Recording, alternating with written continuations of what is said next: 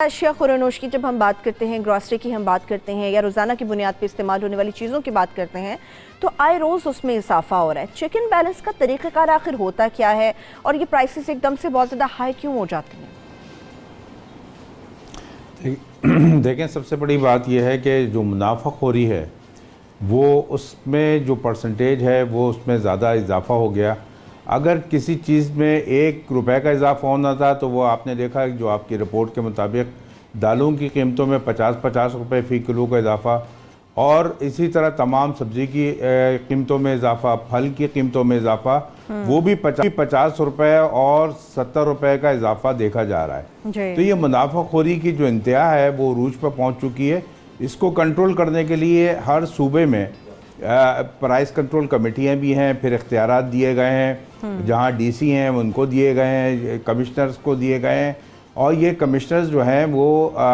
Controller general prices भी कहलाते हैं। कराची में जो कमिश्नर कराची हैं ये इनके इख्तियारात हैं, असिस्टेंट कमिश्नर के इख्तियारात हैं, और पूरे मुल्क में जो तूफ़ान आया हुआ है महंगाई का, जैसे उन्होंने बताया कि अब बिलों का उसमें भी इजाफा हो गया है, गैस की कीमतों में इजाफा हुआ है, इन सब का इम्पेक्ट तो ज़रूर पड़ता है,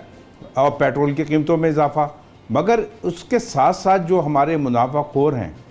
वो जो मुनाफाखोर हैं वो अगर उसके ऊपर 50 पैसे का इजाफा होना चाहिए, उसकी अगर कैलकुलेट करना चाहिए तो उसके साथ वो 50 रुपये का इजाफा कर देते हैं कि साहब दूसरी चीज़ें भी महंगी हो रही हैं। तो ये महंगाई का जो सिस्टम है इसको एक तो ये कि हुकूमत को चाहिए कि कोई कंट्रोल करें। जब हम कमिश्नर से या डिप्टी कमिश्नर साहिबान से बात करते हैं तो वो कहते हैं कि साहब पोलियो मुहिम चल रही है, अभी जो है वो दूसरी कोई मुहिम चल रही है। तो ये सारी अगर वो उसमें मसरूफियत है और वो उसके ऊपर तवज्जो नहीं दे सकते,